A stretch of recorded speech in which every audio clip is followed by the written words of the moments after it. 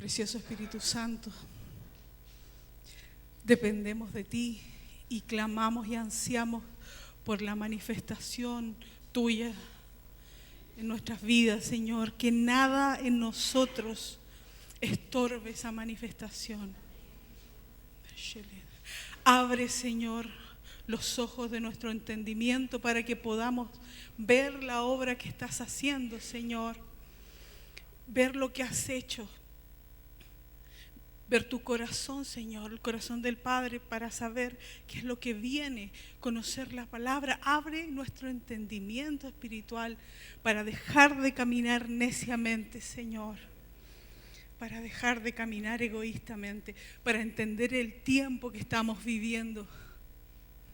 Ser entendidos, Señor, en los tiempos, no solo por beneficio propio, no solo cuando me conviene a mí, sino para darte honra, para amarte y para cumplir tu voluntad. Te damos gracias, Señor, por la obra que estás haciendo con nuestros hermanos allá en Ritoque. Y decimos, Señor, que ellos te conocen, te pueden ver cara a cara en este tiempo de encuentro íntimo también, Señor. Pero tú eres el mismo Dios que no tiene límites de tiempo y que hoy nos puedes entregar también dirección a nosotros. Te mueves corporativamente y te amamos, Señor. Te amamos, Señor, en el nombre de Jesús. Amén. Buscaba la dirección del Señor para este tiempo y el Señor me llevó a lo que va a suceder en los próximos días y me hizo introducirme en su palabra y me descorrió un velo. En mí, al menos, quizás estas cosas usted ya hace rato las sabe, acerca de lo que es Pentecostés, poniendo su acento en que como Él nos ve, Él quiere que nosotros nos constituyamos en su especial tesoro. Esta es una de las declaraciones más maravillosas del Señor en su palabra. Como un Dios tan grande, tan inmenso, tan poderoso nos ve así a nosotros. Este conocido cuadro habla de las fiestas. Siempre le coloco este cuadro.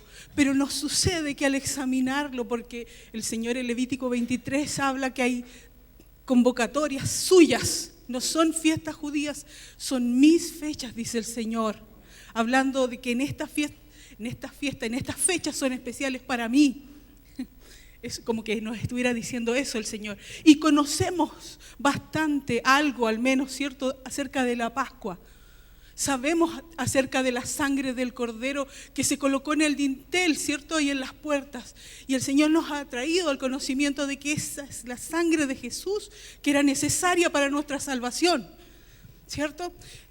Esta fiesta de la Pascua, en total eran 7 fiestas que se agrupaban en 3 grupos de fiestas.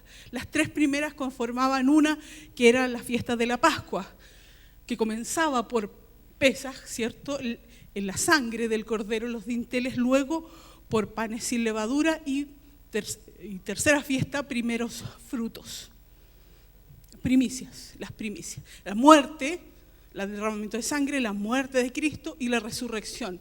Las 3 las cumple Cristo. Luego, 50 días después, viene Pentecostés. Y luego el tercer grupo de fiestas, que es el que también el Señor nos ha traído al entendimiento hace un tiempo a esta parte, que es la fiesta de los tabernáculos, también conformada por 3 subfiestas. Aquella que abre el año judicial, ¿cierto?, el Rosh Hashanah. Luego el día de la expiación, donde se recuerda aquel momento único en el año donde el sumo sacerdote entraba una vez, no sin sangre, ¿cierto?, hacer cobertura por los pecados. Y finalmente, Sukkot, que habla de la fiesta de bodas que se celebrará a futuro. Y entonces nosotros conocemos, me ponía el acento el Señor, conocemos algo de la Pascua. El Señor nos ha estado hablando de tabernáculos, pero conocemos, nos queda como flotando en el aire Pentecostés. Y además, como chilenos, esta visión, ¿cierto?, es bastante sesgada porque solemos asociar gramaticalmente, además, Pentecostés con lo pentecostal. ¿No les pasa que el primer acercamiento cuando escuchamos esta fiesta es porque sucedió un avivamiento en Chile en el año 1909. Y debido al tipo de manifestaciones espirituales que ocurrieron, muy similares algunas a las ocurridas en Hechos 2, con manifestaciones visibles de fuego, ese movimiento se empezó a denominar metodista pentecostal. Y entonces, a través de la historia, nosotros ya estamos en el 2019, dentro de poco se van a cumplir 110 años, la iglesia que así lo celebra, ¿cierto? Asociamos entonces gramaticalmente Pentecostés con lo pentecostal. Pero lo Pentecostés es muy, muy previo. Cuando hablamos de Pentecostés, hablamos de una fiesta que está en Levítico 23, capítulo 23, del 25, 15 al 21. Y se habla de Pente porque son 7 semanas, son 50 días, se celebra 50 días después del Sabbat que viene con la Pascua. Se empiezan a contar, se cuentan 50 días, es decir, 7 semanas, 7 por 7, 49, y el día 50 es Pentecostés. ¿Y qué es lo que se conmemora en Pentecostés? ¿Qué es lo que se conmemora? Enseguida nos vamos a introducir a esto.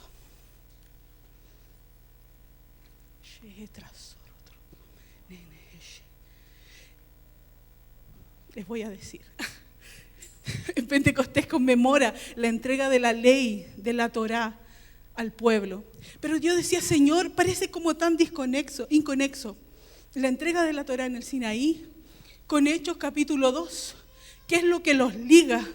Porque en ambos casos se está celebrando la fiesta de Pentecostés, pero parecen tan distintos, parecen tan ajenos.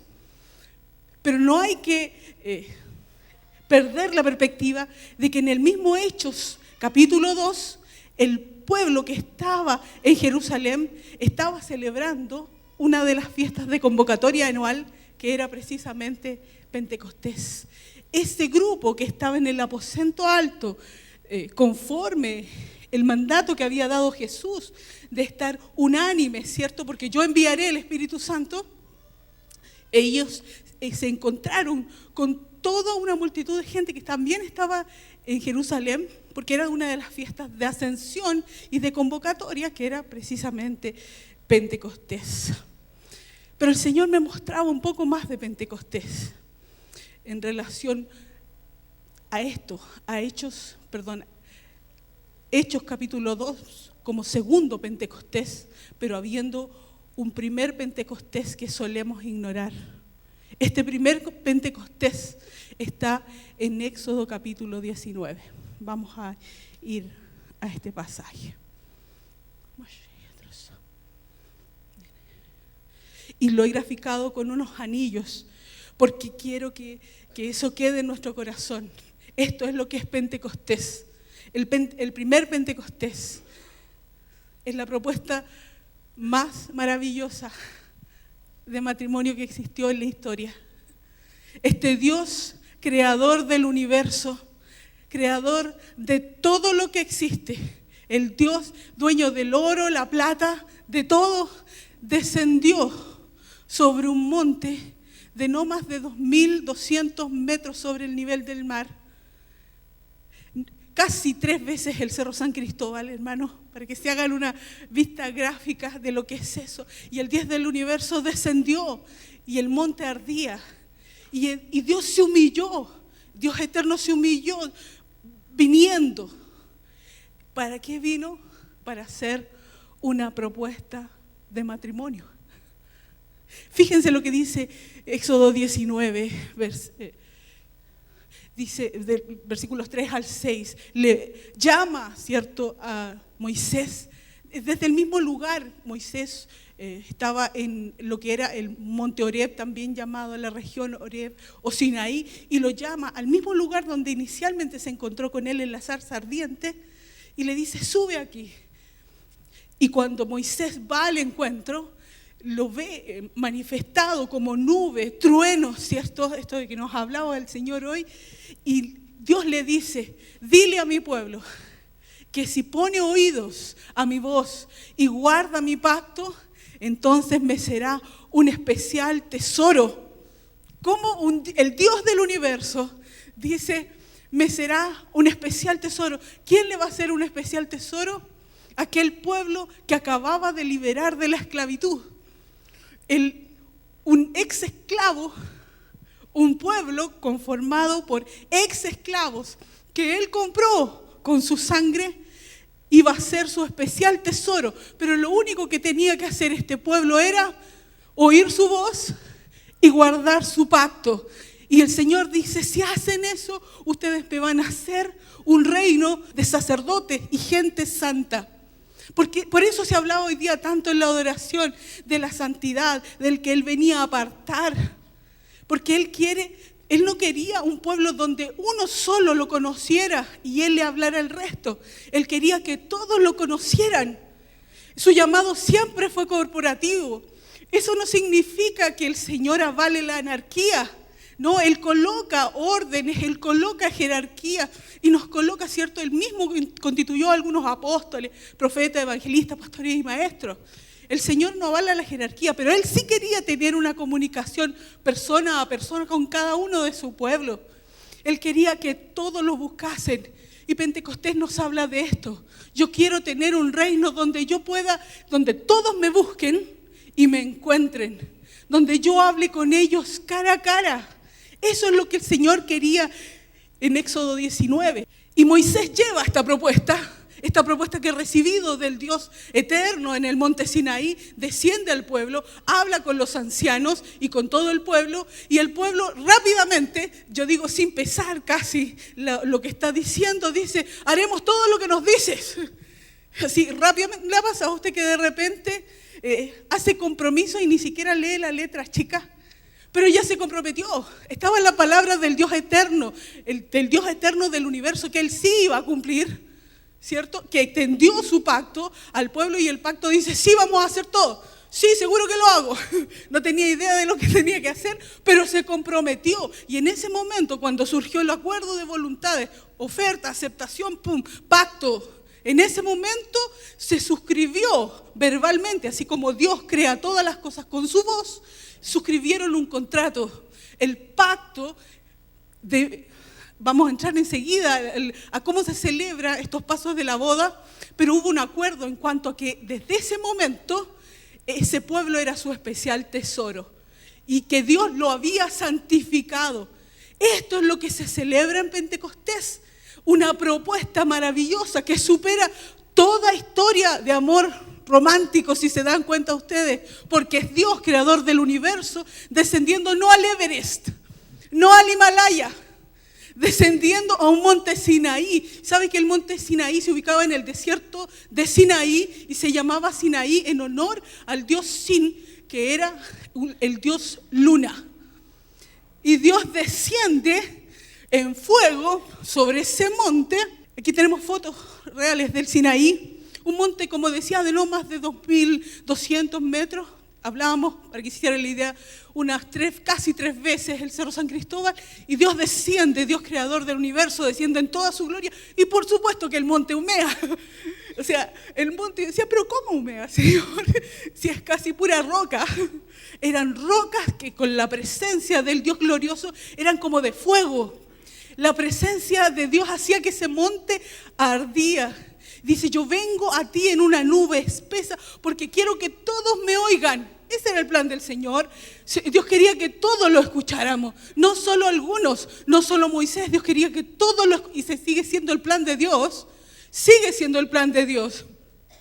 Todo el monte humeaba, nos describe Éxodo 19, y todo el monte se estremecía en gran manera. Imagínense la presencia del Señor, los rayos, Él se había acercado en una nube espesa. Salmos también nos habla en varias ocasiones acerca de esto, de la presencia del Señor y su voz que estremece los cimientos de la tierra. Ese momento tan precioso, lo único que Dios quería era formalizar el contrato que se hacía declarándolo y recibiéndolo por parte de la novia. Pero lamentablemente, ¿cierto? Esto no pudo perfeccionarse completo a la manera que Dios quería. Porque cuando comenzó a hablar el Señor con el pueblo, vino un pavor al pueblo. Vino un pavor y el pueblo le dijo, habla tú, Moisés. Habla tú para que nosotros no muramos. Y tú nos cuentas, ¿cierto? Sube tú y tú nos cuentas, nosotros te vamos a creer. Y sabemos que no fue así la historia. No fue así la historia. Moisés sube y está 40 días, ¿cierto? Y 40 noches recibiendo los detalles, no solo de los 10 mandamientos, sino también del tabernáculo, de las distintas leyes que Dios daba, sus estatutos, sus reglamentos. Y mientras tanto, ese pueblo que había recibido la propuesta de matrimonio, ni aún se había terminado de celebrar la primera parte.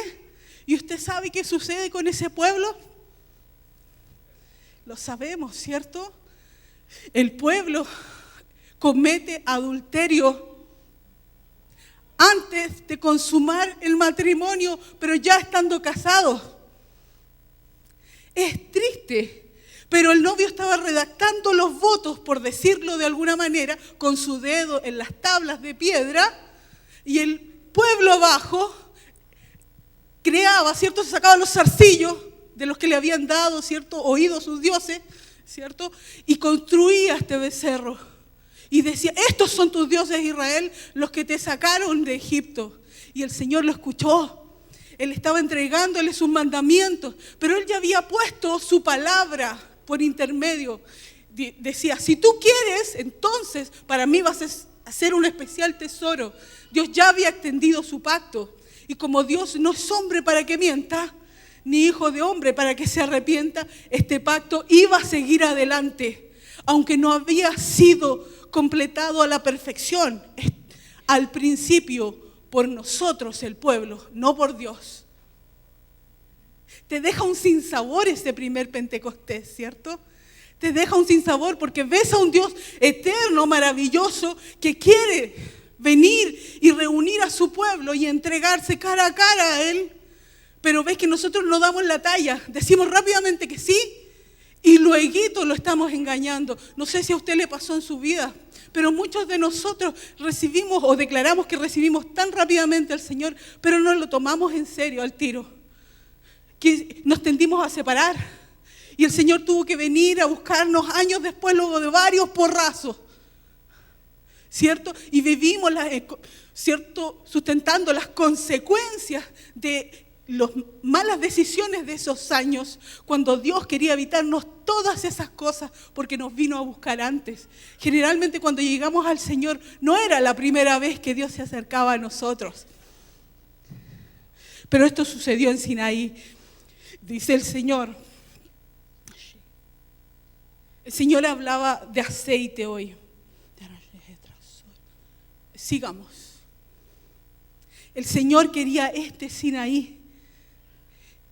El Señor quería este Pentecostés, un pueblo que fuera a un lugar alto, como aquellos 120 en el aposento alto, que no buscaban nada para sí, lo único que buscaban era el rostro del Señor. Ellos buscaban adorar al Señor. Era la respuesta de la esposa como debió darse cientos de años antes, en una búsqueda total por el amado, no por conseguir cosas, sino por encontrarlo a Él. Esa respuesta solo se dio luego de hechos, solo después de derramada la sangre de Cristo se pudo dar la respuesta coherente de la esposa. Entonces yo pensaba, Señor, tú a través de Hechos capítulo 2 vienes, ¿cierto?, a redimir un poco del comportamiento de lo que fue tu iglesia en Éxodo capítulo 19 y capítulo 20. Fíjense que el día de Pentecostés, volvemos al comienzo, ese día de Pentecostés, cuando se celebraba el Shavuot o la fiesta de la entrega de la ley, del día 50, ¿cierto? Fíjense qué condiciones se daban para que se produjera esto al agrado del Señor. Dice que estaban todos unánimes. Había un acuerdo, había un principio de acuerdo. Esto es muy importante, porque Dios nuevamente, ¿se acuerdan de la primera propuesta, digámoslo así? de matrimonio del Señor, Dios quería ser Dios de todos corporativamente. No quería solo ser Dios de Moisés, quería ser Dios de todo el pueblo. Y aquí todos, los 120, no solo los 12 apóstoles, sino los 120 comienzan, ¿cierto? Luego de estar este tiempo, de estar apartados, buscando el rostro del Señor, a hablar en lenguas. Descienden lenguas como de fuego y la palabra dice que el Señor les dio, ellos hablaban, todos fueron llenos del Espíritu Santo y comenzaron a hablar en lenguas según lo que el Espíritu les daba que hablasen. El Espíritu Santo ya no era su espíritu de temor hablando. Uy, este trueno me va a destruir. Oh, aquí mismo me voy a morir. No, ya no era su espíritu, no era su alma, no era su espíritu de temor. Era lo que el Espíritu daba que hablasen.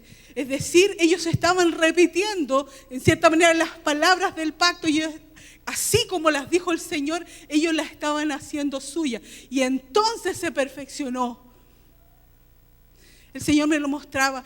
Esa es la ligazón que existe entre el primer Pentecostés, el Pentecostés de Éxodo 19, 20 y el Pentecostés de Hechos 2.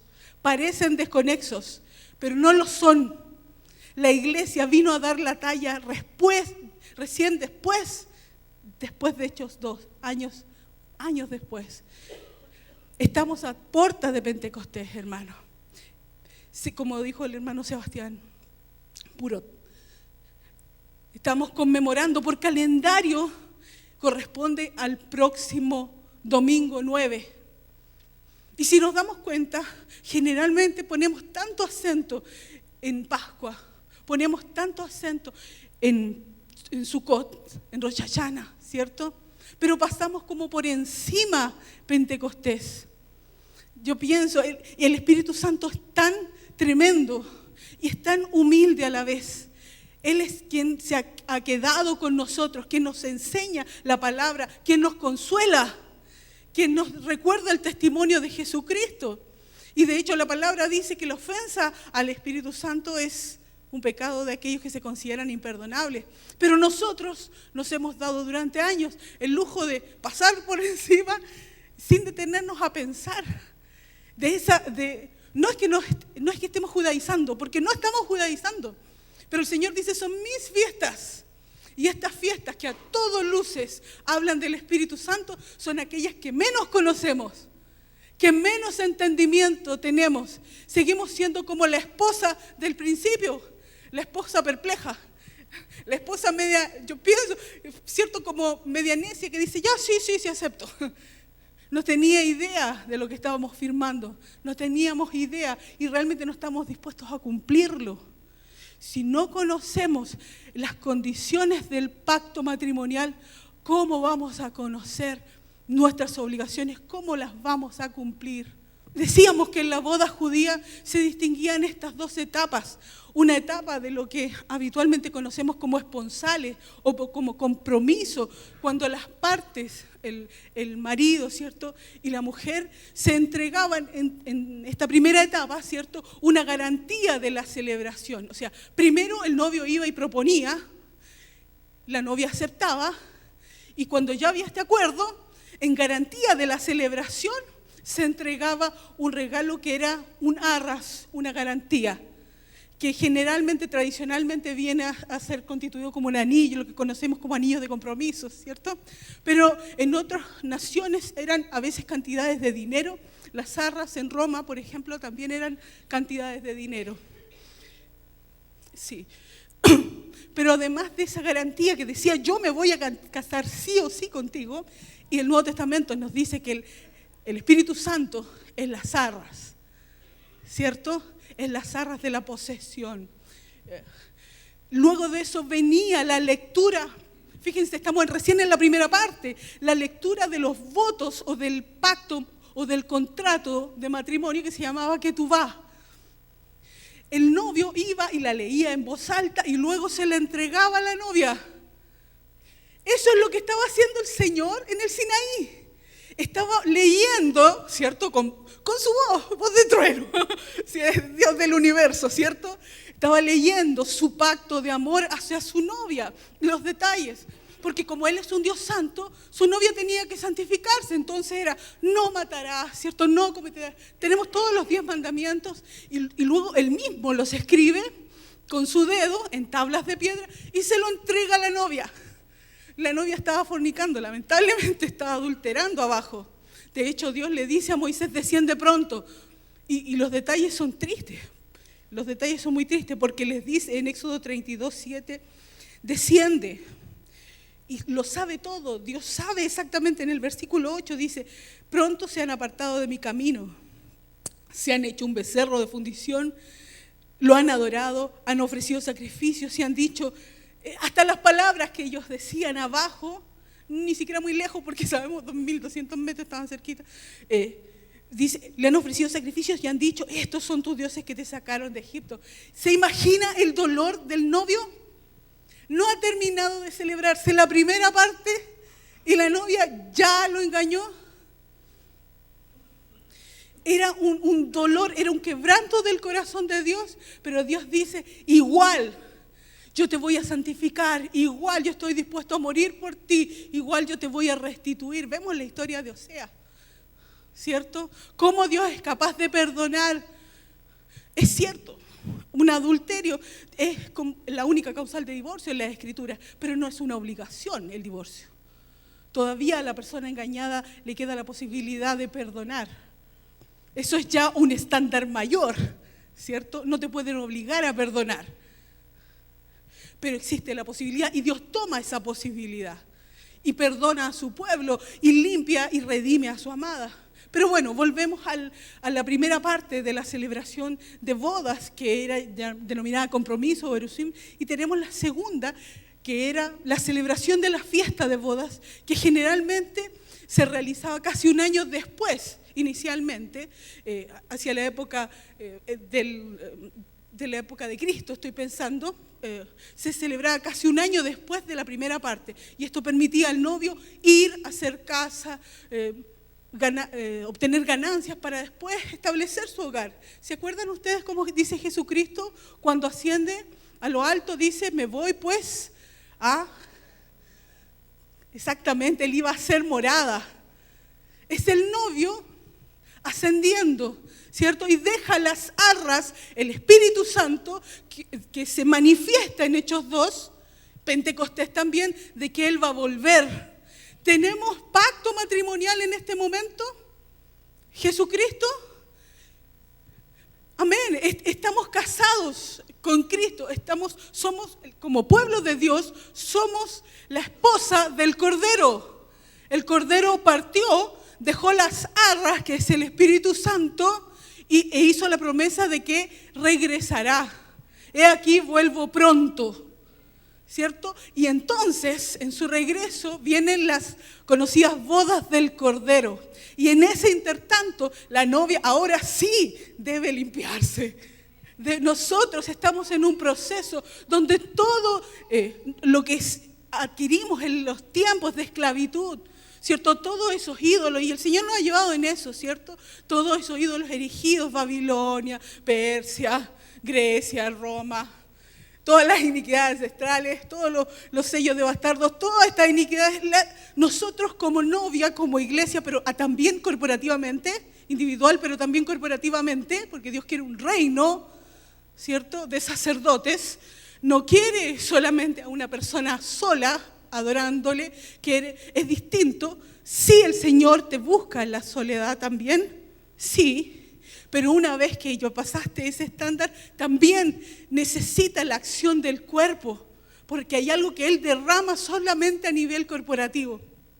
Fíjense que en la promesa inicial de Éxodo 19 dice que si ustedes dan oído a mi voz, Shema, el primer mandamiento, escucha, oh Israel, seguimos en lo mismo de siempre, ¿cierto? Si ustedes escuchan mis mandamientos y guardan mi pacto, el contrato de matrimonio, si me eres fiel, le está diciendo Dios a Israel, entonces serán vosotros mi especial tesoro. A veces nosotros, y muy a nivel personal, también tenemos que hacer autocrítica, tendemos a vivir una vida de búsqueda del Señor que es a veces muy solitaria. Y eso en lo personal es bueno, pero no te da la plenitud, no te da la plenitud de propósito que el Señor hace a nivel corporativo. Porque el Señor quiere que vosotros, está utilizando un término plural, vosotros serán mi especial tesoro. No es solo Jimena, no es solo Leila, tú mi especial tesorito. No, es todo el pueblo, todo Cristo plenitud, toda su iglesia, toda esa iglesia comprada por su sangre, todos los que fuimos desposados por Cristo, en conjunto, corporativamente, somos llamados. Entonces nadie sobra. ¿Sabe, hermano? Nadie sobra. Cuando ustedes buscan en Hechos 2 y se le acusa, no, lo que pasa es que estos están curados, ¿cierto? Están ebrios. Y Pedro dice en su discurso, no es cierto, son recién la hora tercera, eran las 9 de la mañana, es imposible que estén borrachos. Y cita la palabra de Joel, capítulo 2, versículos 28 y 29, que nosotros también conocemos. Y fíjense cómo describe él el pueblo, para que podamos al leerlo ver que nadie el Señor deja fuera. Cuando habla del derramamiento del Espíritu, dice, sobre toda carne derramaré mi Espíritu sobre todos, sobre el cuerpo. Y luego empieza a individualizar. Y profetizarán vuestros hijos, dice, y vuestras hijas. Los ancianos soñarán sueños. Para aquellos que desestiman a la gente de la tercera edad, el Señor no lo hace así. Él va a dar sueños y se los va a dar a los ancianos, no se los va a dar a los niños. El Señor a cada uno, porque Él necesita a todo el cuerpo. Y los jóvenes verán visiones. Cada parte del cuerpo es funcional, porque por algo somos cuerpo. Y dice, sobre mis siervos, es notable, la traducción textual dice, sobre mis esclavos y mis esclavas. Hay algunos que se ofenden. Pero cuando entendemos que ya no hacemos nuestra voluntad, sino la voluntad de Dios, puede que comprendamos este pasaje y nos sintamos honrados de que Él ha dicho, si tú te consideras mi esclavo, yo voy a derramar sobre ti el Espíritu Santo. Esta es la promesa, dice Pedro. Esto es lo que está sucediendo. No están borrachos. Se está produciendo el derramamiento del Espíritu Santo que profetizó Joel. Amén. Entonces el Señor lo que espera de una iglesia en los tiempos actuales, de la novia en el tiempo actual, ahora, una semana antes, ¿qué es lo que tú quieres, Señor? En el tiempo, estamos ahora en el año 2019, ¿qué es lo que esperas de nosotros? Dios por lo menos espera que no repitamos los mismos errores de la iglesia que no tenía en sí morando al Espíritu Santo. Porque entonces nosotros seríamos mucho más reprochables, ¿cierto? Porque por último, esos que estaban en el monte Sinaí no tenían el Espíritu Santo, pero nosotros que comprendemos un poco más, porque Él nos ha revelado, ¿cierto? Él espera un esfuerzo adicional de cada uno. En la parte que Él nos ha llamado, dice, por eso es que la pastora decía la semana pasada, suban al monte y traigan madera. Decía, busquen mi presencia, busquen mi palabra, examínense. ¿Se acuerdan las 3 áreas que mencionaba? Hablaba de uniones mixtas, ¿cierto? Hablaba de si habíamos aprendido o no a entrar en el reposo y hablaba de cómo estaban nuestras finanzas, quién ejercía señorío sobre nuestras finanzas. Entonces, le preguntamos al Señor, ¿qué quieres que hagamos, Señor? ¿Cómo enfrentamos este Pentecostés? Primero, no lo enfrentes como la primera. No lo enfrentes como la primera esposa, como lo hizo la esposa allá en Éxodo 19. Enfréntalo como lo hizo la esposa en Hechos capítulo 2, buscando mi rostro, buscándome a mí. En Apocalipsis hay una adoración en el cielo que también se plasmaba en este tiempo de adoración previa. Y sabe que todo el mundo espiritual se goza cuando la novia se prepara para las bodas. No es que solo nosotros vayamos a recibir los beneficios. Dice, démosle gloria a Dios, ¿cierto? Porque han llegado las bodas del Cordero y su esposa se ha preparado. Esas bodas van a llegar. El novio va a regresar. Eso se va a celebrar. Pero la iglesia que va a participar de esas bodas no es una iglesia que mira con una perspectiva escapista, ¿cierto? Como decíamos, tengo examen de grado, por favor, que venga el Señor y me lleve. No. La iglesia es una iglesia que ha muerto tantas veces a sí misma que dice, ya estoy lista. ¿A qué más tú me pides? Esta persona, ya muero a esa persona. ¿A qué más? A eso que yo quería, muero eso, por amor a ti. Y empiezo a sacar los ídolos, empiezo a sacar Babilonia, empiezo a sacar lo que yo permití que se interpusiera entre Dios y yo, ¿cierto? En ese proceso el Señor nos quiere en este tiempo, al menos que sondiemos algunas áreas. Cuando nosotros consideramos solamente, y esta es una palabra de advertencia que me hacía el Señor sentir, cuando solo consideramos las tablas de la ley como las tablas de la ley y pensamos que ese es el pacto, estamos cometiendo el mismo error que cometeríamos si creyéramos que el matrimonio es solamente la libreta que nos da el registro civil. El matrimonio es algo eterno y espiritual que se construye por la fidelidad de los cónyuges todos los días, no solo en la libreta, así como el pacto de Dios no eran solo las tablas, porque hay gente que vende las piedrecitas, ¿cierto?, de las tablas de la ley, así como algunos venden la madera del arca de Noé, ¿cierto? Y eso es mentira. Y hay algunos que adoran esas cosas. Cuando nosotros nos quedamos adorando cosas, nos volvemos idólatras. Y cuando nosotros nos quedamos adorando formas, como le sucedió a la iglesia tradicional en Chile, buscando otro Pentecostés que sea igual al de 1909, que fue, gloria a Dios, un tremendo avivamiento, pero fue lo que Dios determinó para esa época. Nos quedamos adorando formas, nos hacemos tan idólatras como aquellos que adoran un pedazo de madera o un pedazo de roca. Porque el Espíritu Santo no es solo una forma de manifestación. El Espíritu Santo es multiforme. Dios puede hacer lo que quiera. ¿Se acuerdan ese pasaje? Que viene un viento tempestuoso y viene un terremoto, pero Dios no estaba en el terremoto. No es como nosotros lo queremos necesariamente, a nuestra manera, a nuestra pinta. Es como Dios quiere hacerlo en ese tiempo. Entonces no busquemos un avivamiento, ahora que se acerca Pentecostés, a la manera de 1909. Porque el Señor en ese tiempo, así como en Hechos 2 descendió, pero el Señor está en nosotros. El avivamiento que Dios espera, hace unos años lo profetizaba Hernán, es un avivamiento que va a salir de nosotros hacia afuera. Ya no es, Señor, desciende, pero si estoy adentro, ¿cierto? Y no me deja salir. Es un avivamiento de manifestación, de inundación, de aguas que salen de aquel, ¿cierto?, que Juan lo dice, que se ha vuelto una fuente de aguas vivas que brotan.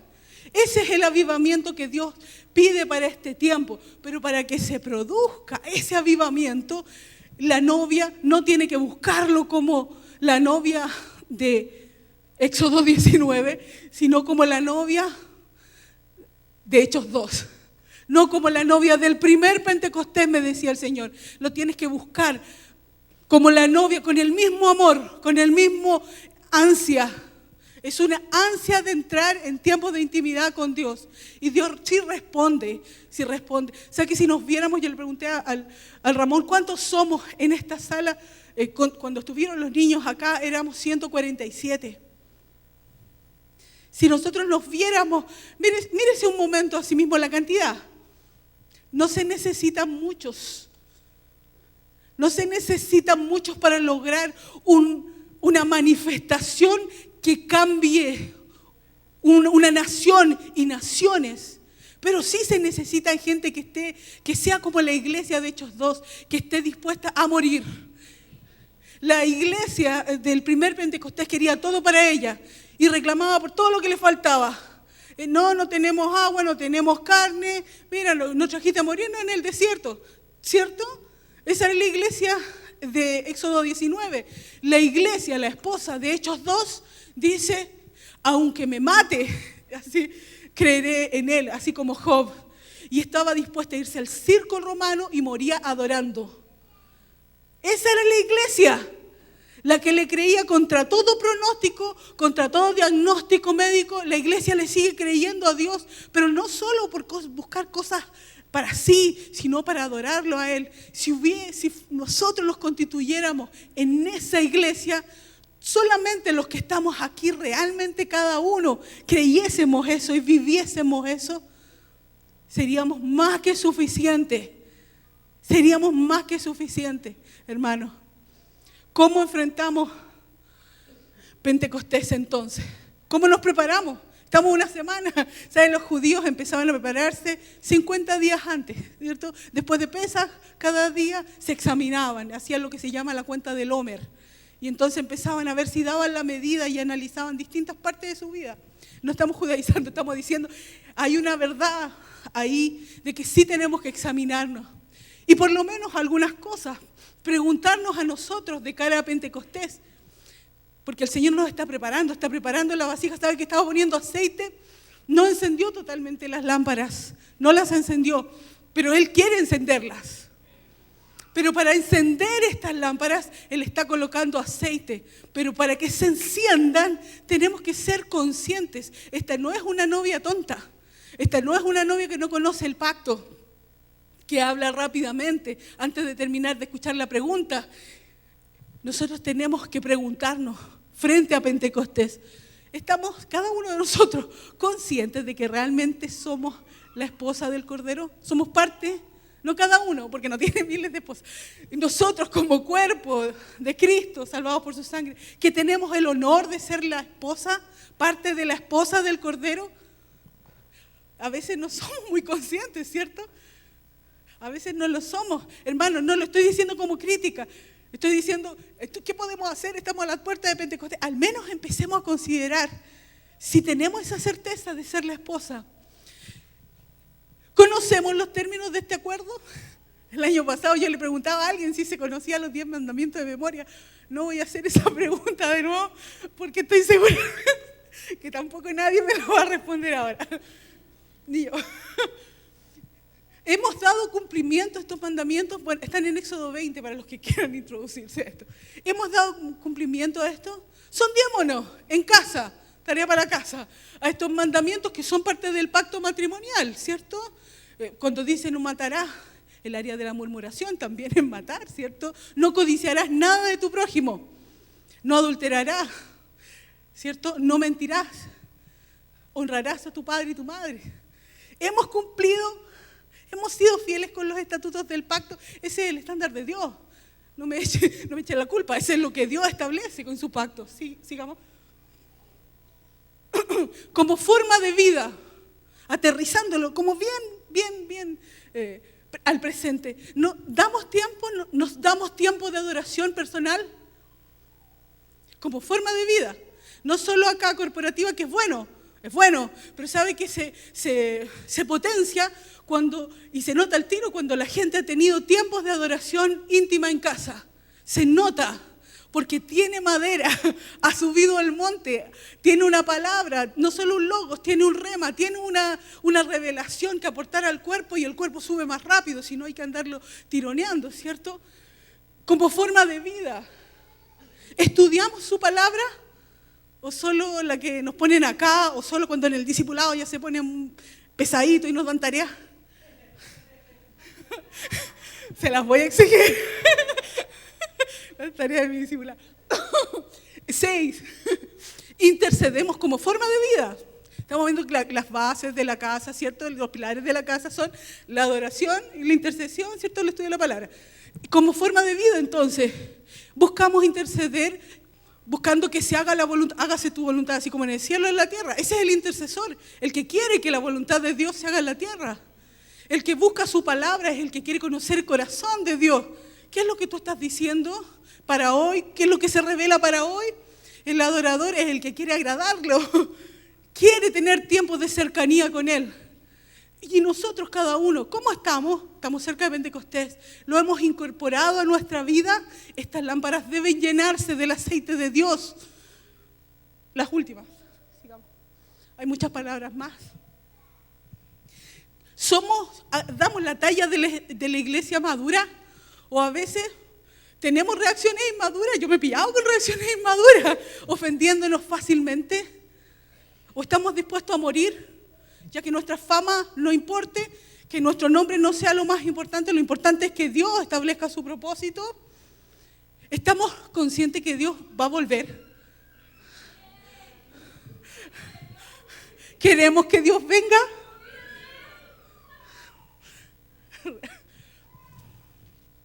Estamos subiendo al monte a buscar su voluntad. Estas 3 fiestas de ascensión eran fiestas de ascensión porque subían a Jerusalén. Y en esta fiesta de Pentecostés, el Señor llama a Moisés al monte. Y cuando está en el monte, lo sube todavía más para mostrarle diseños. El Señor lo sube a su monte espiritual, al monte de Sión, y les muestra el diseño del tabernáculo. Hay cosas que solamente vamos a conocer en tiempos de mucha intimidad con el Señor, buscando su presencia y en los lugares altos. El Pentecostés de Hechos 2 no se podría haber dado en zonas abismales. Era un lugar alto, no solo porque era como el segundo o tercer piso, sino porque todos buscaban de la presencia de Dios introducirse en él. Eso es lo que el Señor está empezando a demandar de aquí a la próxima semana. O al menos no enfrentar esta fiesta como si fuera otra semana más. No estamos judaizando, pero no podemos transcurrir otra vez, otro año, otra fiesta de Pentecostés como si nada, porque en realidad ofendemos al Espíritu Santo. En esta fiesta Él se manifestó. Y se manifestó una esposa que lo buscaba. El Señor eso es lo que quiere. Quiere mayores niveles de búsqueda de cada uno de nosotros. Esa es la sencilla palabra que el Señor me dijo que les entregara.